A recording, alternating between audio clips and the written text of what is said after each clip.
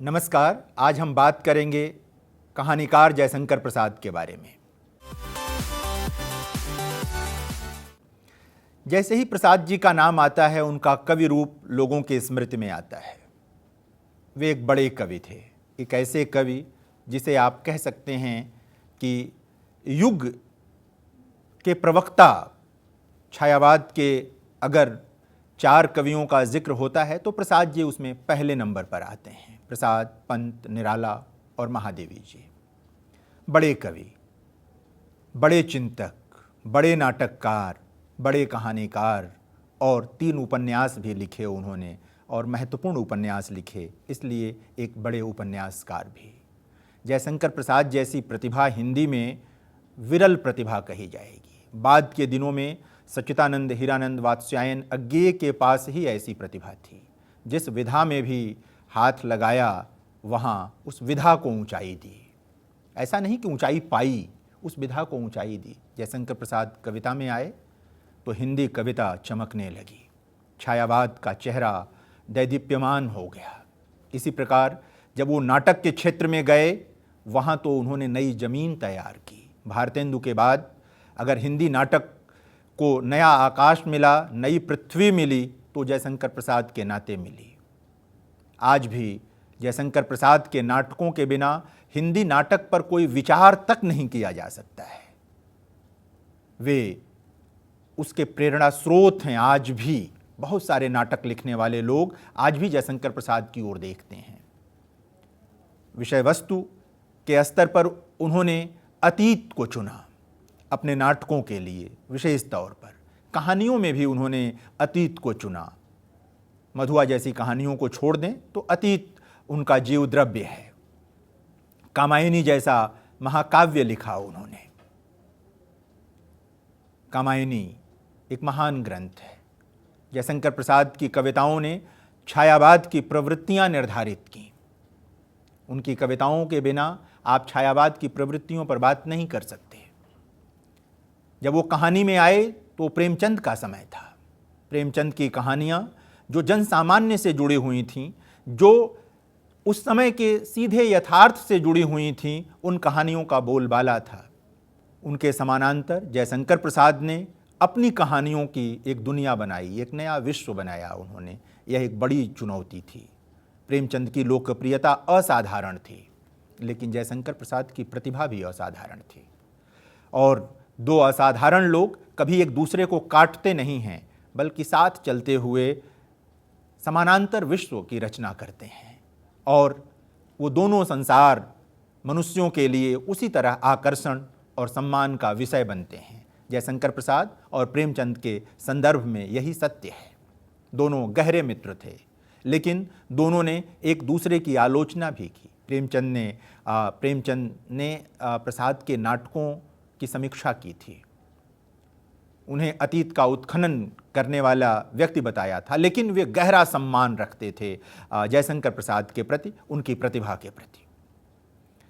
जयशंकर प्रसाद, जैसा मैंने कहा कि प्रेमचंद के समकालीन हैं, प्रेमचंद के साथ साथ कहानियाँ लिख रहे थे। 1913 से लेकर 1936 तक उन्होंने 70 कहानियाँ लिखीं और वे 70 कहानियाँ उनके 5 संग्रहों में संकलित हैं। 5 संग्रहों में जो कहानियाँ संकलित हैं, मैं उनके नाम यहाँ पढ़ रहा हूँ, आप उसे नोट कर लें, याद रखें। इससे यह भी पता चलता है इन 70 कहानियों के साथ सिर्फ जयशंकर प्रसाद की कहानियों का विकास क्रम नहीं के विकास क्रम का पता आपको नहीं चलेगा, बल्कि इन कहानियों के माध्यम से आपको हिंदी कहानी का भी विकास क्रम मालूम चलेगा, मालूम होगा कि क्या है हिंदी कहानी का विकास क्रम। तो यह भी देखने की ज़रूरत है। ये कहानियाँ हैं, छाया नाम का उनका संग्रह 1913 में प्रकाशित हुआ और इसमें 11 कहानियाँ संकलित थीं। तानसेन, चंदा, ग्राम, रसिया, बालम, शरणागत, सिकंदर की शपथ, चित्तौड़, उद्धार, अशोक, गुलाम, जहानारा, मदन, मृणालिनी। जो उनका दूसरा संग्रह आया वो 1925 में आया, 12 वर्ष के बाद, प्रतिध्वनि नाम का। इसमें प्रसाद, गुदड़ साईं, गुदड़ी के मेलाल, अघोरी का मोह, पाप की पराजय, सहयोग, पत्थर की पुकार, उस पार का योगी, करुणा की विजय, खंडहर की लिपि, कलावती की शिक्षा, चक्रवर्ती का स्तंभ, दुखिया, प्रतिमा और प्रलय जैसी 15 कहानियां संकलित थीं। जो तीसरा संग्रह आया वो 3 वर्ष बाद 1928 में आया और इसमें आकाशदीप नाम की प्रसिद्ध कहानी थी और इसी नाम से इस संग्रह का नाम भी रखा गया। वो छपा आकाशदीप नाम से, बहुत प्रसिद्ध कहानी है उनकी। इसी में ममता जैसी उनकी प्रसिद्ध कहानी आई, भिखारिन, स्वर्ग के खंडहर में सुनहला सांप, हिमालय का पथिक, प्रतिध्वनि, कला, देवदासी, समुद्र संतरण, वैरागी, बंजारा, चूड़ी वाली, अपराधी, प्रणय चिन्ह, रूप की छाया, ज्योतिषमती, रमला, विसाती, 19 कहानियाँ इस संग्रह में जयशंकर प्रसाद की शामिल थीं। और इसके बाद उनकी एक और प्रसिद्ध कहानी के नाम पर अगला संग्रह आया 1931 में, आंधी नाम से। आंधी, मधुआ, दासी, घीसू, बेड़ी, व्रतभंग, ग्राम गीत, विजया, अमिट स्मृति, नीरा, पुरस्कार। इसमें आंधी, मधुआ और पुरस्कार जैसी अत्यंत प्रसिद्ध कहानियां जयशंकर प्रसाद की शामिल थीं। इनमें से मधुआ और पुरस्कार जैसी कहानियों से तो शायद आप लोग परिचित भी होंगे, शायद पाठ्यक्रमों में इन कहानियों का अध्ययन भी किया हो आपने। और उनका आखिरी संग्रह 1936 में आया, इंद्रजाल नाम से, ये भी बहुत प्रसिद्ध कहानी उनकी। सलीम, छोटा जादूगर, नूरी, परिवर्तन, संदेह, भीख में, चित्र वाले पत्थर, चित्र मंदिर, गुंडा, बहुत प्रसिद्ध कहानी है ये उनकी। अनबोला, देवरत, विराम चिन्ह और सालवती, 14 कहानियाँ इसमें शामिल थीं। इस प्रकार कुल 70 कहानियाँ जयशंकर प्रसाद ने अपने छोटे से जीवन काल में लिखीं। कामायनी जैसे महाकाव्य और सैकड़ों कविताओं के साथ साथ उनके महत्वपूर्ण नाटक आप सब परिचित हैं, चंद्रगुप्त, स्कंदगुप्त, ध्रुव स्वामिनी जैसे नाटकों से आप लोग परिचित हैं। उनके उपन्यासों से भी परिचित हैं आप, कंकाल, इरावती और तितली जैसे उपन्यासों से भी आप लोग परिचित हैं। तो जयशंकर प्रसाद, जैसा मैं अभी निवेदन कर रहा था कि प्रेमचंद के समानांतर वे एक अलग विश्व रच रहे थे, अतीत की ओर जाते हैं। जयशंकर प्रसाद को अतीत बहुत आकर्षित करता है। वे अपनी कहानियों, अपने नाटकों की विषय वस्तु के लिए अपने ही समाज में पीछे की तरफ जाते हैं, किसी और समाज की ओर नहीं देखते, कहीं और नहीं देखते कि कहीं और से कुछ लाएंगे।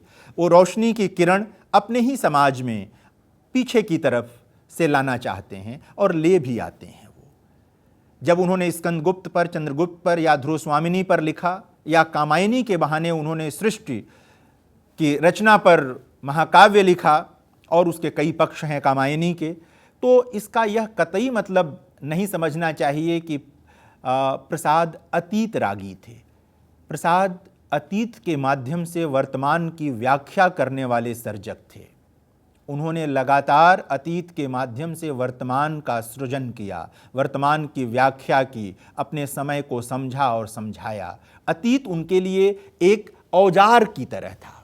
जैसा मैं कह रहा था कि विषय वस्तु के लिए लोग जगह जगह जाते हैं, जगह जगह से विषय वस्तु चुनते हैं। जयशंकर प्रसाद ने इतिहास और मिथकों की ओर रुख किया, उधर का रास्ता लिया, उधर की ओर गए और ऐसी कहानियां लिखीं जो स्मृति में दर्ज हो गईं। पुरस्कार कहानी जो आपके पाठ्यक्रम में है, जिस पर मैंने एक दूसरी कक्षा में विस्तृत चर्चा की है, उस कहानी की भी आधार भूमि एक तरह से कह सकते हैं इतिहास की ओर है। वो मुकम्मल इतिहास है कि नहीं, इसकी ओर नहीं जाना चाहिए। कोई भी कहानी, कोई भी उपन्यास इतिहास ग्रंथ नहीं होता। वो इतिहास से प्रेरणा ग्रहण करता है, इतिहास से कुछ चीज़ें लेता है और कई बार सिर्फ छाया मात्र इतिहास की वहाँ पर मिलती है या होती है। तो जयशंकर प्रसाद जाते हैं उधर, पुरस्कार जैसी कहानी चुन लेते हैं और वह कहानी व्यक्ति प्रेम और राष्ट्र प्रेम दोनों के महान महत्व को रेखांकित करने वाली कहानी है। नायिका जो मधुलिका है वह अपने प्रेम को भी ऊंचाई देती है और राष्ट्र प्रेम को सर्वोपरि ऊंचाई देती है। प्रेमचंद के वहां भी राष्ट्र प्रेम बहुत प्रमुख है और जयशंकर प्रसाद के वहां भी राष्ट्र प्रेम बहुत प्रमुख है। आप कहीं भी देखेंगे समाज और राष्ट्र, इन दोनों को लेकर जयशंकर प्रसाद चलते हैं। मधुलिका समझौता नहीं करती, अपने प्रेमी के विरुद्ध जाती है, उसे पकड़वा देती है, उसे फांसी की सजा होती है तो पुरस्कार में अपने लिए भी फांसी की सजा मांगती है। देश को बचा लिया, देश के काम आ गई, तो अब प्रेमी को कैसे छोड़ दे, उसके भी साथ जाना है। तो अद्भुत महान रचना की जयशंकर प्रसाद ने। इसी तरह की आधारभूमि पर आकाशदीप जैसी उनकी कहानी है। आकाशदीप आप सब जानते हैं, लैंप पोस्ट, जहाँ पर लैंप पोस्ट के रूप में आप उसे देख सकते हैं, लेकिन आकाशदीप इसी अर्थ में नहीं है। आकाशदीप, मैं कई बार कहता हूँ कि जयशंकर प्रसाद ने हिंदी में नाटकों का आकाशदीप तैयार किया। इतनी ऊंचाई जहाँ से आप चारों तरफ देख सकते हैं। उनका अपना व्यक्तित्व भी आकाशदीप की तरह था, कविता में, नाटक में, और मैं कहानी में भी मानता हूँ, क्योंकि प्रेमचंद के समानांतर इतनी विलक्षण प्रतिभा का व्यक्ति ही बड़ी पहचान बना सकता था कहानी में और उपन्यास में, जो जयशंकर प्रसाद ने अपनी पहचान बनाई, किया, उन्होंने सिद्ध किया अपने को। तो एक बड़ी चीज़ वहाँ पर है। आकाशदीप भी एक प्रेम कहानी है। घृणा और प्रेम का अद्भुत रसायन आकाशदीप जैसी कहानी में है। मैं हिंदी की अगर मुझे 10 अमर प्रेम कहानियाँ चुननी हो तो मैं आकाशदीप को अवश्य चुनूंगा। उसमें अद्भुत कहानी है, उसमें भी राष्ट्र प्रेम है। जयशंकर प्रसाद के वहाँ ममता में भी राष्ट्र प्रेम है। आप देखेंगे जयशंकर प्रसाद के वहाँ जहाँ भी गुंजाइश मिलती है वो राष्ट्र प्रेम को केंद्र में ले ही आते हैं।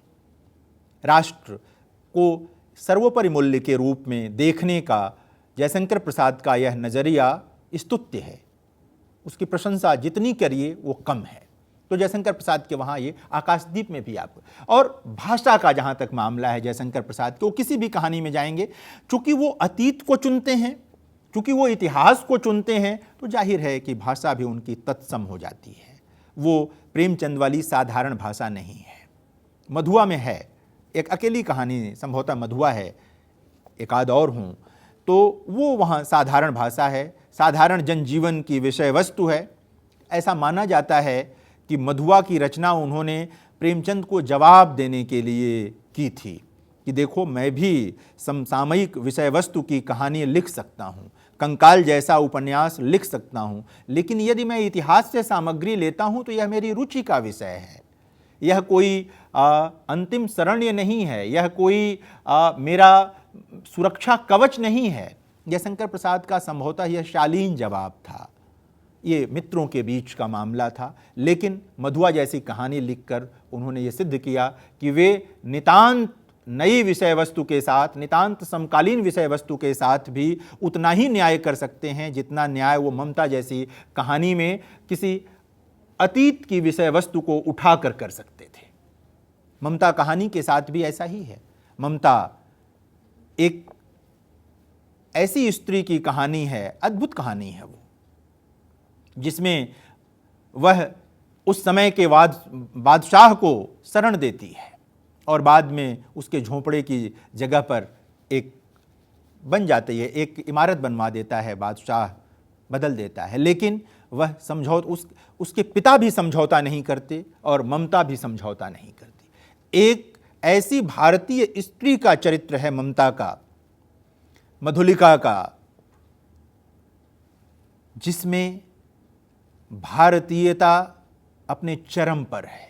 एक ऐसी स्त्री जिसके भीतर अपार करुणा है, अपार दया है, स्नेह है, लेकिन वह किसी भी प्रकार का समझौता करने को तैयार नहीं है।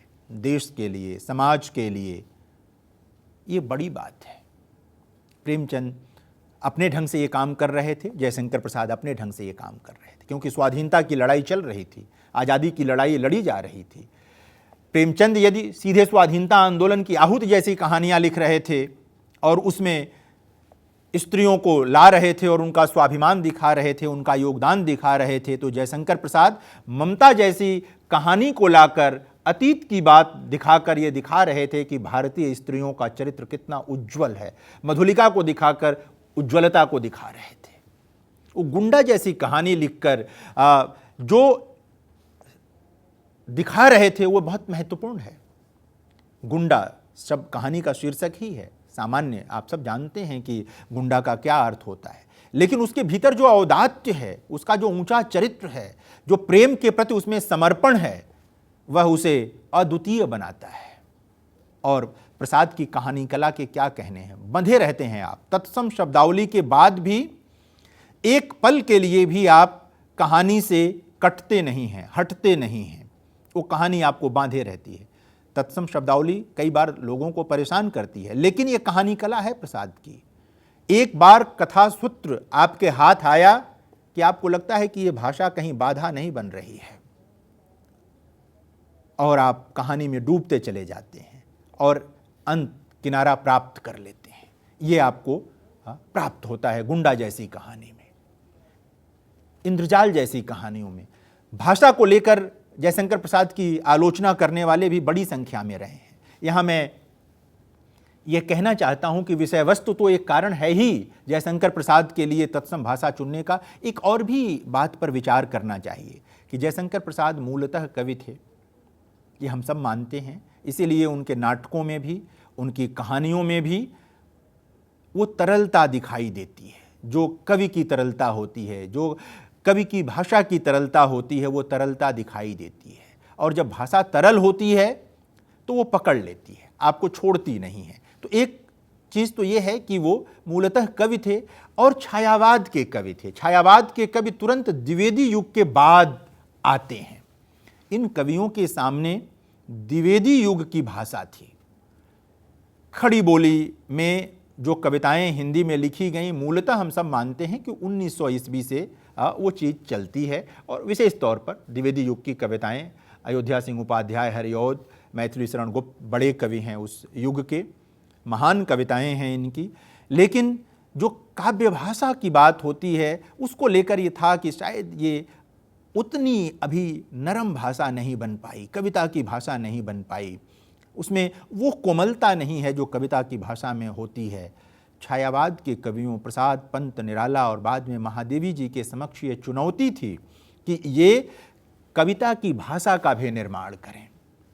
और अकारण नहीं है कि छायावाद की जो काव्य भाषा है उसमें तत्सम केंद्र में है। निराला ने बाद में उसको तोड़ा अपनी बाद की कविताओं में, पंत ने भी तोड़ा, लेकिन जो छायावाद कालीन कविताएं हैं इन चारों कवियों की, प्रसाद जी की तो पूरी की पूरी ही मानिए, वो तत्सम उनमें प्रधान है। तो उसका कारण यह था कि इनको काव्य भाषा का निर्माण भी करना था। आज आप 100 साल बाद खड़े होकर आलोचना कर सकते हैं कि 1915-16 में तो भाषा जो बन गई थी उसी को चलाया जा सकता था, लेकिन 100 साल पहले की स्थितियां, उन कवियों के मन में जो चल रहा था, हिंदी कविता को जो ऊंचाई देनी थी, तमाम तरह की चीज़ें थीं, उनको समझ पाना शायद मुश्किल होगा। लेकिन हम इतना तो कर ही सकते हैं कि हम ये मानें कि उन कवियों के सामने भाषा के निर्माण का भी दायित्व था। अब चूंकि यही जयशंकर प्रसाद गद्य भी लिखने लगते हैं, वहाँ पर भी वो अपनी भाषा के साथ समझौता नहीं करते। आप जब ध्रुव स्वामिनी जैसा नाटक पढ़ते हैं तो अचानक आपको लगता है कि ये भाषा तो बनावटी लग रही है, लेकिन जैसे ही आपको याद आता है कि ये तो इतिहास की बात है, तो आपको लगता है कि नहीं, बनावटी कैसे हो सकती, ये तो इसी तरह की भाषा थी। आप विषय वस्तु की ओर जाएं, आप देखेंगे कि अपनी विषय वस्तु में जयशंकर प्रसाद प्रगतिशील हैं, अग्रगामी हैं। वे उन विषयों को चुनते हैं जिनसे समाज आगे बढ़ता है। ध्रुव स्वामिनी में वे एक स्त्री की मुक्ति की कहानी लिखते हैं। ये बड़ी बात थी उस समय, और इसके लिए वो उदाहरण के तौर पर चूंकि इतिहास से चीजें लेते हैं, ध्रुव देवी का चरित्र लेते हैं, इसलिए ये कह पाते हैं कि भारत में स्त्री मुक्ति कोई नई बात नहीं है। हमारे वहाँ ये चीज़ें रही हैं। समय ने और समाज की विडंबनाओं ने स्त्री की दास्ता का एक पूरी श्रृंखला तैयार कर दी है। महादेवी वर्मा ने तो अपनी किताब का नाम ही श्रृंखला की कड़ियाँ रखा, जो स्त्री दास्ता की किताब है भारत में। और स्त्री मुक्ति पर अगर पहली किताब स्त्री मुक्ति के संघर्ष की, स्त्री मुक्ति को समझने वाली, स्त्री विमर्श की अगर पहली किताब हिंदी में कोई है तो श्रृंखला की कड़ियाँ ही है। महादेवी जी को इस रूप में भी पढ़ा जाना चाहिए। और आजकल ये सुखद है कि महादेवी वर्मा की कविताओं के अध्येता श्रृंखला की कड़ियां को पढ़कर अब उनकी कविताओं को पढ़ते हैं तो नए अर्थ निकल करके आते हैं, नई चीजें निकल करके आती हैं। तो जयशंकर प्रसाद ये दिखाते हैं कि वो जब ध्रुव स्वामिनी का चरित्र रचते हैं तो उसमें सिर्फ पश्चिम की कोई आभा नहीं है। ज्ञानी व्यक्ति थे, पढ़ा होगा, पश्चिम के आंदोलनों से परिचित रहे होंगे, लेकिन वो भारत में चल रहे आंदोलनों से भी, नवजागरण से भी परिचित थे। वे मैं किसी और कक्षा में आपसे बात कर चुका हूं, बता चुका हूं कि उस दौर में लोग रखमाबाई के संघर्ष से भी परिचित थे, उस दौर में लोग सीमंतनी उपदेश से भी परिचित थे, रामेश्वरी नेहरू जो संघर्ष कर रही थीं, जो उद्यम कर रही थीं, उससे भी परिचित थे। तो ये सभी प्रसाद के समक्ष रहा होगा और उन्होंने स्त्री मुक्ति की दास्तान लिखने के लिए, स्त्री मुक्ति की बात करने के लिए इतिहास को चुना, ध्रुव देवी को चुना और बताया कि हमारे वहाँ ऐसा रहा है। ये दोनों अर्थों में महत्वपूर्ण है। एक तरफ उन्होंने महान भारतीयता, महान भारतीय परंपरा को रेखांकित किया और अपने समय को परिभाषित करते हुए स्त्री मुक्ति की बात की, स्त्रियों के मुख्य समूह में शामिल होने को रेखांकित किया कि उन्हें शामिल होना चाहिए, आना चाहिए। एक महत्वपूर्ण चीज़ है, इसको देखने की ज़रूरत है। जब मधुलिका पुरस्कार कहानी की नायिका जिस स्वाभिमान के साथ राजा के समक्ष प्रस्तुत होती है, आती है, वह स्वाभिमान भारतीय स्त्री में ही हो सकता है। और जब वो स्वाभिमान दिखाते हैं जयशंकर प्रसाद, तो जाहिर है उसके पीछे रेखांकित करना चाहते हैं कि यह स्वाभिमान एक दिन में नहीं अर्जित किया है मधुलिका ने, यह भारत में पहले से रहा है। फिर पुनः वही वाक्य कि समाज की विडंबनाओं ने उस पर पर्दा डाल दिया, धूल डाल दी और उसको हटा नहीं। जयशंकर प्रसाद ने समय और समाज द्वारा पैदा की गई विडंबनाओं और तमाम अच्छी चीज़ों पर डाली गई धूल को हटाया, उसे रेखांकित किया और भारतीयता और भारतीय समाज के उजले पक्षों को सामने रखा, उसे रेखांकित किया। उनकी कहानियों को पढ़ते हुए इस बात को याद रखें, वे भारतीयता के बड़े प्रस्तोता हैं, वे भारतीयता के बड़े व्याख्याता हैं, बड़े प्रवक्ता हैं। इस बात को कभी ना भूलें। और जब उनकी भारतीयता की बात करें तो याद रखें कि उनकी भारतीयता का मतलब है साथ, सबको साथ लेकर चलना, समाज के लिए खड़ा होना, निजी स्वार्थों का परित्याग करना, वो सबसे बड़ी चीज़ है, सबसे बड़ी चीज़ है। जयशंकर प्रसाद ने बाहरी आक्रमणकारियों को अच्छी निगाह से नहीं देखा है, कोई नहीं देख सकता है। कोई भी व्यक्ति जो दूसरे के धन पर, दूसरे की संपत्ति पर, दूसरे के राष्ट्र पर डाका डालना चाहता है, लूटना चाहता है, उसको कौन अच्छी निगाह से देखेगा। जयशंकर प्रसाद ने भी नहीं देखा।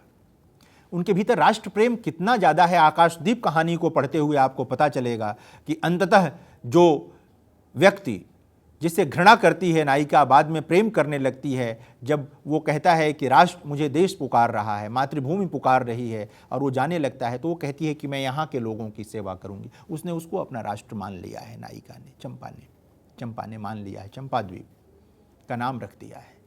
अद्भुत भाषा में लिखी गई ये कहानी है। बार बार मैं आपसे कह रहा हूँ, पुरस्कार तो आप पढ़िए ही, ममता पढ़िए, आकाशदीप जैसी कहानी जरूर पढ़िए, गुंडा जैसी कहानी जरूर पढ़िए, मधुआ जैसी कहानी जरूर पढ़िए। मधुआ एक छोटे बच्चे की कहानी है और किस तरह एक व्यक्ति उस छोटे बच्चे की परवरिश करता है, संघर्ष करता है, इसकी कहानी है। उसमें कोई अतीत नहीं है, उसमें कोई इतिहास नहीं है, उसमें बिल्कुल जयशंकर प्रसाद के अपने समय का जीवन है। और हम और आप अगर चाहें तो हम अपने समय का भी जीवन उसमें देख सकते हैं, समझ सकते हैं। आज हम चाहें तो ध्रुव स्वामिनी के बहाने भी अपने समय को समझ सकते हैं। ध्रुव स्वामिनी में जो बहस है, उस बहस को देखना चाहिए। उस बहस में बहुत कुछ है। उसमें जयशंकर प्रसाद ने कोई पर्दा नहीं डाला है, न तो राजशाही पर कोई पर्दा डाला है, न राजाओं के चरित्र पर कोई पर्दा डाला है, और न ही उनमें जिन किसी में औदात्य था उनके औदात्य पर कोई पर्दा डाला है। जो जैसा है वैसा रच दिया है और उस रचने के क्रम में ही बस अपनी धार लगा दी। और उन कमल की पंक्तियां हैं ना कि सारा लोहा उन लोगों का अपनी केवल धार। जयशंकर प्रसाद ने सामग्री इतिहास से ली, अपनी कुछ कल्पनाएं डालीं और वो कल्पना उनकी धार है, उससे उसमें अर्थ आ गया है, नवीनता आ गई है। ध्रुव स्वामिनी की जो ध्रुव देवी हैं वो इतिहास की ध्रुव देवी नहीं रह गईं, वो बहुत कुछ बदल जाती हैं। वह जो पिछली हमारी 20वीं शताब्दी बीती है उसकी स्त्री हो जाती हैं। अपनी मुक्ति के लिए छटपटा रही एक स्त्री। ध्रुव स्वामिनी में जो छटपटाहट है वो 20वीं शताब्दी के स्त्री की मुक्ति की छटपटाहट है, जो आपको प्रेमचंद की कहानियों में भी दिखाई देगा, प्रेमचंद के उपन्यासों में दिखाई देगा, जो आपको जयशंकर प्रसाद की कविताओं में भी इस तरह की छटपटाहट दिखाई देगी, जो आपको निराला की कविताओं में दिखाई देगी, किस तरह स्त्रियां मुक्त हों। तो वो छटपटाहट है ध्रुव स्वामिनी में। वो छटपटाहट आपको जयशंकर प्रसाद की कहानियों की नायिकाओं में दिखाई देगी। मुक्ति का कोई एक रूप नहीं, कोई एक स्वरूप नहीं। कई बार लोग मुक्ति को इकहरा समझते हैं। इन रचनाकारों के वहाँ मुक्ति का मतलब सिर्फ देह की मुक्ति नहीं है। इन रचनाकारों के वहाँ मुक्ति का मतलब एक मुकम्मल मुक्ति है, जिसमें सचमुच आप आज़ादी महसूस करें, आप अपने होने का मतलब महसूस करें, आपको अपने होने, अपनी उपस्थिति की अर्थवत्ता का पता चले। जयशंकर प्रसाद की कहानियों की नायिकाएं ये बताती हैं, उनके नायक भी ये बताते हैं। जयशंकर प्रसाद ने जो निबंध लिखे हैं उन निबंधों को भी पढ़ा जाना चाहिए, उससे उनके चिंतक स्वरूप का पता चलता है। और मैं बार बार कहता हूँ कि कवि को पढ़िए, कथाकार को पढ़िए, नाटककार को पढ़िए। अगर उस कवि, कथाकार, नाटककार ने चिंतन परक गद्य लिखा है तो उसको जरूर पढ़िए। वो ऐसा औजार है जिसके माध्यम से आप उस रचनाकार के सृजन संसार को खोल सकते हैं। वो उसकी चाबी बन सकता है, उसकी ताली बन सकता है। ये बराबर याद रखिए। अगर आप इसको याद नहीं रख पाएंगे तो शायद कुछ अलग तरह की व्याख्याएं कर लेंगे। अभी मैं महादेवी जी के संदर्भ में कह रहा था कि बहुत दिनों तक महादेवी जी की कविताओं की व्याख्या सिर्फ रहस्यवादी भावना को सामने रखकर होती रही, लेकिन जैसे ही श्रृंखला की कड़ियाँ का पाठ हुआ और लोगों ने उसके आलोक में उनकी कविताओं को पढ़ना शुरू किया तो बिल्कुल नए अर्थ सामने आने लगे। जयशंकर प्रसाद की कहानियों को पढ़ते हुए, उनके उपन्यासों को पढ़ते हुए, उनके नाटकों को पढ़ते हुए और उनकी कविताओं को भी पढ़ते हुए हमें बार बार याद रखना चाहिए कि जयशंकर प्रसाद के लिए अतीत जीवद्रव्य नहीं है, अतीत प्राणवस्तु नहीं है, वह सिर्फ एक माध्यम है। जीवद्रव्य, प्राणवस्तु तो वर्तमान ही है उनका। वह भी स्वाधीनता के पुजारी हैं, स्वाधीनता चाहते हैं और उनके लिए भी स्वाधीनता के लगभग वही व्यापक आधार हैं जो उनके समकालीनों के वहाँ हैं, कि वो स्त्रियों की स्वाधीनता चाहते हैं। देश की स्वाधीनता तो सब चाहते थे, वो चाहना ही था, उसके बिना बात नहीं बन सकती थी। उपनिवेशवाद से मुक्ति तो चाहना ही चाहना था, कैसे कोई छोड़ सकता था उसे। तो जयशंकर प्रसाद उपनिवेशवाद से मुक्ति चाहते हैं, स्त्रियों की मुक्ति चाहते हैं। वे जो समाज में तमाम तरह की मूर्खताएं थीं, विडंबनाएं थीं, उनसे भी मुक्ति चाहते हैं। और इस तरह आप पढ़ेंगे तो जयशंकर प्रसाद को पढ़ते हुए आपको अधिक आनंद आएगा, अधिक सीख मिलेगी। और अगर आप सिर्फ इतिहास के टेक्स्ट के रूप में पढ़ेंगे तो शायद गलत करेंगे, क्योंकि कहानियाँ, पुनः मैं कह रहा हूँ, इतिहास नहीं होती, उपन्यास इतिहास नहीं होते, नाटक इतिहास नहीं होते।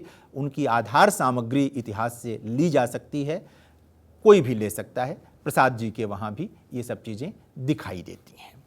तो इसी प्रकार आप इसी तरह उनके उपन्यासों को भी आप देखेंगे तो कंकाल में आपको दिखेगा कि वो नई विषय वस्तु को उठाते हैं, लेकिन अन्य जगहों पर भी वो पीछे की तरफ जाते हैं। वो अतीत को नहीं छोड़ते हैं, वो साथ लिए चलते हैं। और हर रचनाकार के साथ ये होता है कि कोई ना कोई उसका सबल पक्ष होता है, कोई ना कोई उसका मजबूत पक्ष होता है और वो उसके साथ बना रहता है। अतीत को समझना, अतीत को पढ़ना, अतीत की व्याख्या करना, ये लगातार आपको जयशंकर प्रसाद के वहाँ दिखेगा। ये कोशिश दिखेगी कि वे अतीत के माध्यम से बहुत कुछ कहना चाहते हैं और आपको भी अपने समय के अनुसार जयशंकर प्रसाद द्वारा प्रस्तुत किए गए अतीत को पढ़ना और समझना होगा, क्योंकि यही जयशंकर प्रसाद का उद्देश्य था। वे आपको अतीत में नहीं ले जाना चाहते थे, बल्कि आपके वर्तमान में अतीत को लाकर यह दिखाना चाहते थे कि आप इसके माध्यम से अपने वर्तमान को समझ सकते हैं, समझ सकती हैं, उसकी व्याख्या कर सकती हैं, कर सकते हैं। मुझे उम्मीद है कि आप लोग इस ढंग से जब जयशंकर प्रसाद को पढ़ेंगे तो बहुत सारी अर्थ संभावनाएं आपके समक्ष खुलेंगी। आप लोग इसी तरह जयशंकर प्रसाद को पढ़िए। धन्यवाद।